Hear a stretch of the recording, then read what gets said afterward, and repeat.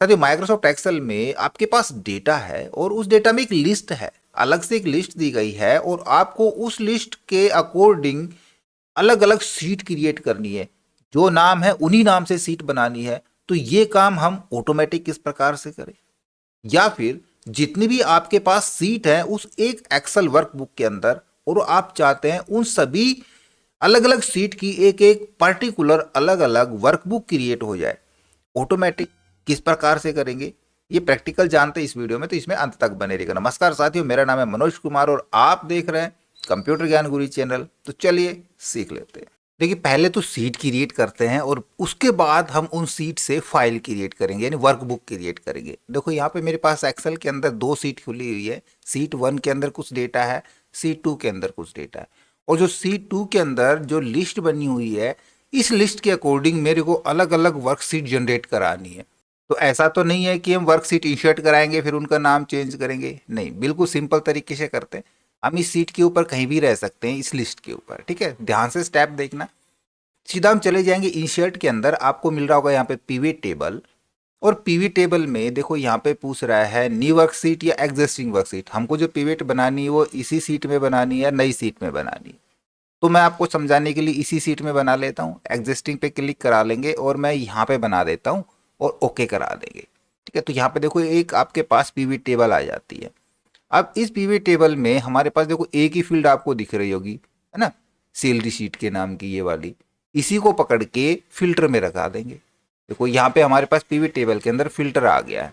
अब फिल्टर पे यहाँ पे रहेंगे कहीं भी, यहाँ पे माउस हमारा क्लिक है, ऊपर देखोगे पीवी टेबल एनालाइज के अंदर हम चले जाएंगे। यहाँ पे आपको मिल रहा होगा ऑप्शन नाम का एक ऑप्शन, इसमें से शो रिपोर्ट फिल्टर पेजेस, ठीक है ना, इस पे मैं क्लिक करा देता हूँ। यहाँ पे देखो दिखा रहा है सैलरी सीट, है ना, ये वाली आ गई हमारे पास लिस्ट। इसको मैं थोड़ा सा नीचे रख लेता हूँ। यहाँ पे आप देखोगे मेरे पास इधर आपको दो शीट नजर आ रही है ना। और जैसे मैं अब यहाँ पे क्लिक कराता हूँ, मैं कराता हूँ इसको ओके, तो आप यहाँ पे देखोगे मैजिक देखा आपने, उस लिस्ट की सारी शीट यहाँ पे क्रिएट हो चुकी है उन्हीं नाम से। देखा आपने मैजिक? चलो बहुत बढ़िया मैजिक लगा हमको। अब यहाँ पे जितनी भी सीट बनी है ये सारी सीट, एक ये सीट 1 और एक और थी हमारे पास सीट 2 जो लास्ट में चली गई, इन सभी सीट्स के नाम से हमको अलग अलग वर्कबुक चाहिए। भाई आपके पास यहाँ पे अलग अलग डेटा हो सकता है ना, अप्रैल का अलग डेटा होगा, अगस्त की सीट का अलग डेटा होगा, दिसंबर की सीट का अलग डेटा होगा, और ये सारा डेटा अब हमको अलग अलग वर्कबुक के अंदर चाहिए। तो ये भी लंबा प्रोसेस है ना। हमको सभी के लिए मूव और कॉपी का यूज़ करना पड़ेगा, एक एक नई फाइल को सेव कराना पड़ेगा, रीनेम कराना पड़ेगा, बहुत सारा लंबा प्रोसेस है। तो सिंपल ही देखो उसके लिए हम क्या करेंगे। आप देख रहे हो यहाँ पे एक नोटपैड फाइल के अंदर मेरे पास एक वीबीए कोड लिखा हुआ है। सिंपल सा छोटा सा वीबीए कोड है। पहले तो मैं इसको कॉपी करा लेता हूँ, आपको ये फाइल डिस्क्रिप्शन में मिल जाएगी, आप वहां से भी इस कोड को कॉपी कर सकते हैं और सिंपली पेस्ट करा सकते हैं। मैं यहाँ पे कॉपी करा लेता हूँ और मैं थोड़ा सा आपको समझा भी दूंगा इस कोड के बारे में। अब चले जाएंगे हम डेवलपर के अंदर। यदि डेवलपर टैब आपको यहाँ पे नहीं मिलती है तो आप इस रिबन पे कहीं भी क्लिक करा लेंगे खाली जगह पे और चले जाएंगे कस्टमाइज द रिबन के ऊपर। यहाँ पे चले जाएंगे कस्टमाइज रिबन, इधर आपको मिल रहा होगा, नीचे चलोगे तो देखो यहाँ पे मिलता है डेवलपर, है ना, इस पे ऊपर चेक करा लें। यदि आपके पास चेक नहीं होगा तो चेक होगा, मेरे पास पहले ही चेक है तो डेवलपर बनी हुई है, ठीक है। मैं इसको कैंसिल करा देता हूँ, आपके पास डेवलपर टैब बन जाएगी। डेवलपर के अंदर हम चले जाएंगे विजुअल बेसिक्स। विजुअल बेसिक पे क्लिक कराएंगे तो एक आपके पास देखो विजुअल बेसिक की विंडो ओपन हो जाएगी। इसके अलावा यदि आप डेवलपर टैब यूज नहीं कर रहे हैं तो अपने कीबोर्ड से Alt F11 प्रेस कराओगे तब भी आपके पास विजुअल बेसिक की विंडो ओपन हो जाएगी, ठीक है। यहाँ पे चले जाएंगे इंसर्ट और मॉड्यूल्स को इंसर्ट करा लेंगे। यहाँ पे उस कोड को करा देते हैं पेस्ट जो हमने कॉपी किया था। देखो यहाँ पे सबसे पहले तो दिख रहा है हमारे पास एक हमने सब रूटीन स्टार्ट किया है सीट्स 2, ये यहाँ पे TI हो गया, मैं इसको 2 कराता हूँ, सीट्स 2 वर्कबुक, यानी कि ये इसका नाम है इस मैक्रो का। ये जो भी नाम आप रखना चाहें वो नाम रख सकते हैं। मैंने सीट्स 2 वर्कबुक किया है। एक वेरिएबल डिक्लेयर किया है फाइल पाथ के नाम का, एक स्ट्रिंग नाम का, और उस वेरिएबल के अंदर मैंने स्टोर करा दिया है फाइल पाथ। फाइल पाथ कहाँ पे वो दिखा देता हूँ। ये जो मेरी एक्सेल फाइल है ये इस फोल्डर के अंदर रखी हुई है, जो जोहो के नाम का मैंने फोल्डर बनाया है। इस फोल्डर में क्लीन डेटा के नाम से फाइल रखी हुई है। यहाँ पे मेरे पास बहुत सारी ऐसे इमेज वगैरह रखी हुई है, इनको भी पढ़ा रहने दो।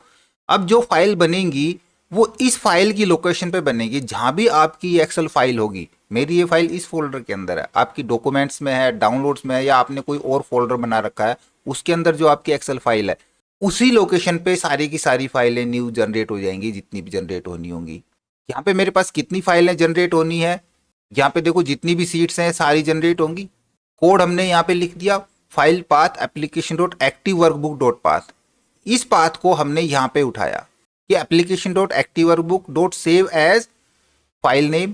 क्या फाइल नेम होगा, इक्वल टू फाइल पाथ आएगा सबसे पहले तो, एंड बैक स्लैश के साथ ws डॉट नेम, यानी कि उस वर्कशीट का नेम, एंड डॉट एक्सएलएस से वो फाइल सेव हो जाएगी। जो भी वर्कशीट का नेम होगा, no name date dot XLS से, और active workbook dot close false. Simple सा कोड है, ये उसके कुछ कीवर्ड्स हैं जो यूज किए, आप ऐसे कैसे इसको कॉपी करा सकते हैं। अब जब भी हम इसको रन कराएंगे, देखो मैं इस कोड को रन कराता हूँ, रन कराने के लिए हम यहाँ पे रन बटन पे जा सकते हैं, शॉर्टकट इसका F5 यूज करा सकते हैं। तो इस वर्कबुक के अंदर जो एक्टिव वर्कबुक है, इसकी जितनी भी सीट्स हैं ये सारी एक एक करके वर्कबुक में कन्वर्ट होने लगेंगी। मैं आपको दिखाऊंगा अभी। मैं देखो यहाँ पे एक फोल्डर ओपन करा लेता हूँ वो वाला साथ में, और फिर इस कोड को मैं रन कराता हूँ। देखो ये हमारा फोल्डर खुला हुआ है, ठीक है। अब मैं इसको रन कराता हूँ, यहाँ पे कराता हूँ रन पे क्लिक, रन, और इसके अंदर फोल्डर के अंदर आप देखोगे यहाँ पे वो फाइलें जनरेट होने लगेगी। यहाँ पे हम देखते हैं चल के, देखो ये सारी की सारी ऑटोमेटिक यहाँ पे आ चुकी है ना। जितनी भी हमारे पास सीट थी, अप्रैल 2025 सैलरी, अगस्त 2025 सैलरी, ये सारी दिसंबर की सैलरी, और साथ में 2 सीट और थी, सीट 1 और सीट 2, वो भी हमारे पास आई होंगी। देखो सीट 1 और सीट 2। तो ऐसे हम अपना सारा समय बचा पाएंगे। तो इस कोड को भविष्य के लिए अपने पास सेव करके रखें। जब आपके पास एक वर्कबुक के अंदर कुछ 50-60-100 वर्कशीट हैं और उन सभी से आपने एक एक वर्कबुक सेपरेट क्रिएट करानी है, तो इस कोड का आप इस्तेमाल कर सकते हैं। आई होप वीडियो आपको जरूर अच्छा लगा होगा। इसी प्रकार अच्छे अच्छे वीडियो देखते रहने के लिए लगातार हमारे साथ बने रहे। हमारे वीडियोस को ज़्यादा से ज़्यादा हम दोस्तों में शेयर करें, में लाइक करें, और यदि नया हमारे चैनल पे तो हम सब्सक्राइब जरूर कर लें।